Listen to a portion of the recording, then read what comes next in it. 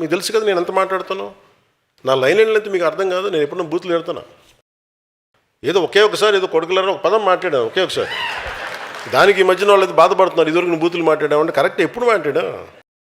YCP వాళ్ళ నాయకుడు వాళ్ళ వ్యక్తులు ఏం మాట్లాడుతారో ఏం మాట్లాడారో విందాం. శ్రద్ధగా విందాం.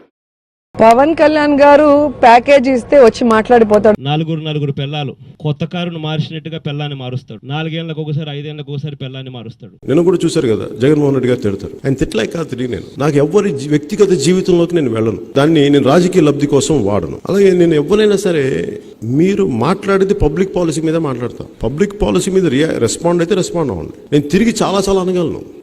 చాలా బలంగా మాట్లాడగలను.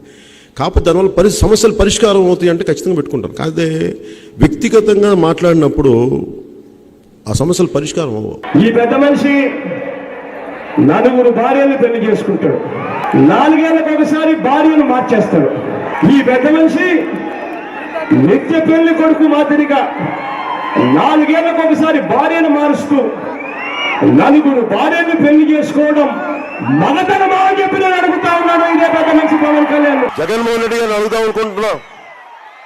నా పెళ్లిళ్ళ వల్లే రాష్ట్ర విభజన జరిగింది.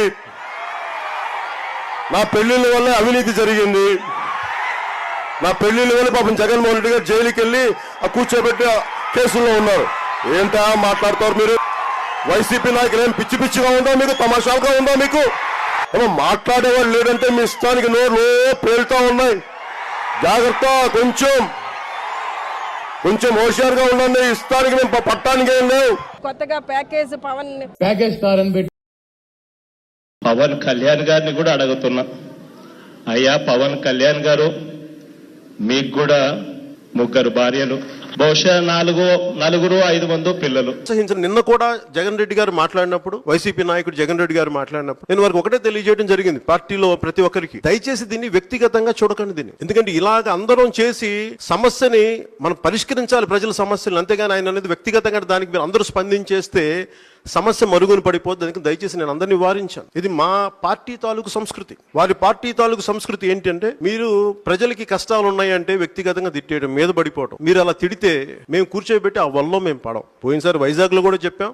మీరు వ్యక్తిగతంగా ఎన్ని అన్నప్పటికీ మీరు భాషా సంస్కారాలని మర్చిపోయి ఎంత హీనస్థితిలో మాట్లాడినా మేము ఖచ్చితంగా మిమ్మల్ని పాలసీ విధానంలోనే మాట్లాడతాం, స్పందిస్తాం. మాట్లాడితే ప్రతిసారి 3 పెళ్ళిళ్ళు అంటే మీరు కూడా చేసుకోండి. ఎవడు కాదన్నాడు? 3 పెళ్ళిళ్ళు చేసుకున్నాడు, 3 పెళ్ళిళ్ళు చేసుకు దేనికి అంత బాధ? నాకే సరదా పడి చేసుకోవాలి, నాకు కుదరలేదు. ప్రతిదాన్ని మేము అడిగిందని సరిగ్గా స్పందించండి, ఒక పద్ధతిగా మాట్లాడండి. 151 మంది ఎమ్మెల్యేలు చెప్తాం. మీరు జగన్ రెడ్డి గారిని దృష్టిలో పెట్టుకుని చాలా రిచ్చిపోతున్నారు. అందరూ చాలా రిచ్చిపోయి మాట్లాడుతున్నారు. దృష్టిలో పెట్టుకోండి. పాము శివుడి మెడలో ఉన్నప్పుడే బాగుంటుంది, గౌరవిస్తాం. ఒక్కసారి జగన్ రెడ్డి గారి పరిస్థితి అటు ఇటు అయితే మీ అందరి దృష్టి ఏంటో కూడా ఆలోచించుకోండి. చాలా జాగ్రత్తతో ఆచితూచి మాట్లాడండి.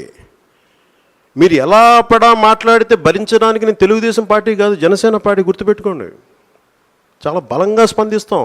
ఒక వైసీపీ ఎమ్మెల్యే ఏం మాట్లాడారు మీరు? ఇక రాజకీయ పరిజ్ఞానం లేని మన పీకే తెలుసు కదా, మన పీకే అంటే మీ భాషలో పవన్ కళ్యాణ్ అవ్వచ్చు, నా భాషలో అయితే అంటే మీరు నోరు ఉన్నప్పుడు, మీ అధికారం ఉన్నప్పుడు మీరు ఇష్టానికి మాట్లాడేస్తారు. మీరు ఎంత మాట్లాడారు మీకు చెప్పగలరు, మీరు చెప్పాలి, వీడియోస్ పంపించాలి మీకు. పవన్ కళ్యాణ్ సైకో వెధవకి చెప్తున్నా, ఒరే సైకో వెధవా, నీకు ఆడపిల్ల ఉంది, ఆ పిల్ల పెద్దదవుతుంది, గుర్తు పెట్టుకొని వెనక బతికే ఉంటాను, రక్త కన్నీరు పెట్టుకుంటావు, దరిద్రపు నా కొడక. ఆ డబ్సారిది శ్రీశ్రీ గారు ఎలా బాధపడుతూ రాశాడో ఇలాంటి పవన్ కళ్యాణ్ లాంటి నువ్వు షూటింగ్కి వెళ్ళేటప్పుడు వెళ్ళంగానే నీ పెళ్ళాం నీ ఇంట్లో పని వాళ్ళతో అక్రమ సంబంధం పెట్టుకుంది అని ఎవరో చెప్పారు, నిజమా కాదా? ఆ బిడ్డలు నీకు పట్టలేదంట, పని వాళ్ళకే పుట్టారు. పవన్ కళ్యాణ్ ని, చిరంజీవిని నరికవతలు పడేసి, పవన్ కళ్యాణ్ గారు కోచ్ పండుగకి నా కొడుకులు ముక్కలు నరికవతలు పడేసి, నా కొడుకు వచ్చినా ఆపడం తరం కాదు. వైజాగ్ వస్తున్నావు కదా, రా నా కొడుక. తిట్టేసి ఒక 10-12 సంవత్సరాలు సడన్ గా మీకు రియలైజేషన్ వచ్చింది ఈ రోజున. మీరు 18 మందిని మీరు జైలు వేసి తొక్కి మమ్మల్ని రాత్రులు పగలు హింసించి ఇంకా మాకు 2.5 సంవత్సరాలు 3 సంవత్సరాలు మీరు హింస చూపించిన తర్వాత అప్పుడు చేయాల్సి వచ్చింది తప్పలా. సన్నాసులకు సమాధానం చెప్తాం. ప్యాకేజ్ అనే సన్నాసి నా కొడుకులు ఎవరు చెప్పు తీసుకొడతాను. ఒక్కొక్క వైసీపీ నా కొడుకులు చెప్తాను. తమాషాలుగా ఉందా కొడకల్లారా? ఇంకొకసారి ప్యాకేజీ గీకేజ్ అంటే చెప్పు తీసుకొని పళ్ళు రాలగొడతాను కొడకల్లారా. ఒక్కొక్కడికి చెప్తున్నాను, నా సహనం రా ఇంతకాలం మిమ్మల్ని రక్షించింది, నా సహనం. ఏరా మీ దగ్గర క్రిమినల్స్ ఉన్నారా, మీ దగ్గర రౌడీలు ఉన్నారా, మీ దగ్గర గుండాలు ఉన్నారా, మీ దగ్గర వంట చేత్తో వస్తాం, మెడ పిసికి తొక్కి కింద నొక్కేస్తాం కొడకల్లారా. మర్యాద ఇస్తాం రా మీకు. ఎప్పుడు దాకా మీరు మర్యాద నిలబెట్టుకునే వరకే. మాట్లాడితే 3 పెళ్లిళ్ళు చేసుకున్నాం అంటే ఒక్కరిని పెళ్లి చేసుకుని 30 స్టెప్నీలతో తిరిగే సన్నాసులున్నారా. మీకేంట్రా నేను చెప్పు ఎదవల్లారా. చొక్కా పట్టుకొని ఇళ్లలోంచి బయటకు వచ్చి లాక్ కొడతాం కొడకల్లారా. మీకు మంచి మర్యాద మట్టి మశానం పనిచేయదు ఇతని ఎదవలకి. శిక్షా ధర్మం కొడకల్లారా. మీకు ఇన్నిసార్లు తిట్టినా భరించే పోన్లే. రాజకీయం అంటే ఉండదు కదా. ఎదవాలంటే మళ్ళీ ఇంకొక చిన్న సవరణ. వైసీపీలో ఉన్న అందరని కాదు నా ఉద్దేశం. వైసీపీలో బూతులు తిట్టకుండా పద్ధతిగా ఉన్న వాళ్ళని వదిలేసి వారిని గౌరవిస్తూ బూతులు పంచాంగం తిట్టే ప్రతి కొడుక్కి ఇదే చెప్తున్నాను రా, గుర్తుపెట్టుకోండి. నుంచోబెట్టి తోలు ఓలుస్తా కొడకల్లారా. మీకు మీరు యుద్ధం చెప్పండి రా. రాడ్లా హాకీ స్టిక్కులా రాళ్లా ఒట్టి చేతిలా నేను దేనికైనా రెడీరా. ఎంత మంది వైసీపీ గుండా ఎమ్మెల్యే కొడుకులు వస్తారో ఛాలెంజ్ ఇస్తున్నాను కొడకల్లారా. రెండు బయటికి కొడకల్లారా. తోలు తీస్తాను ఒక్కొక్క నా కొడుకు ఎక్కువ మాట్లాడితే. ఇప్పుడు ఇదాకా పవన్ కళ్యాణ్ తాలూకు మంచితనం చూశారు కొడకల్లారా. మీరు సహనం చూశారు, మీరు మంచితనం చూశారు, మీరు వాడి సహృదయత చూశారు మీరు. నేను కూడా నా రాజ్యాంగం భారత రాజ్యాంగం కల్పించిన హక్కుని భావ ప్రకటనని ఈ విధంగా నేను కూడా స్వేచ్ఛగా ప్రకటిస్తున్నాను. అప్పుడు కూర్చొని శాంతి వచనాలు చెప్పడం సంతోషం అండి, చాలా ఆనందంగా ఉందని మీరు తిట్టినందుకు చెప్తాం. అదే చేస్తాం.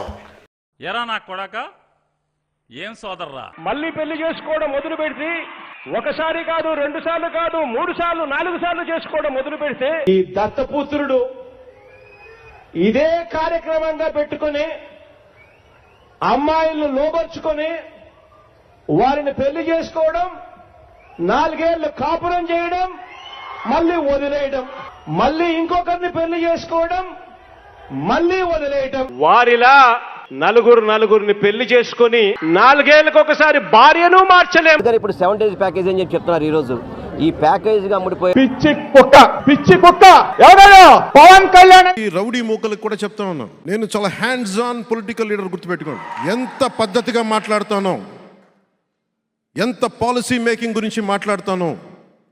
మీరు గొడవలకి సై అంటే దానికి రెండింతలు సై అని చెప్తాను. గుర్తుపెట్టు, చాలా పద్ధతిగా మాట్లాడతాం, చాలా దిగి మాట్లాడతాం, మర్యాద ఇచ్చి మాట్లాడతాం. నేను మర్చిపోయాం అనుకుంటున్నావా? పెళ్లి కాగానే 4 ఏళ్లకు ఒకసారి 5 ఏళ్లకు ఒకసారి కార్లు మార్చేసినట్టుగా భార్యలను వదిలేసి ఇప్పుడు నియోజకవర్గాల్ని కూడా అలా ఓకగా వదిలేస్తా ఉన్నావు. ఏం మనిషివయ్యా నువ్వు అని చెప్పి ఆయనను అడిగా. వాళ్ళు ఎవరితో నాకు కోపాలు ఉండవు వాళ్ళ మీద. కాకపోతే ఏముండదు, వాళ్ళ విధి విధానాల మీద నాకు విసుకుంటుంది.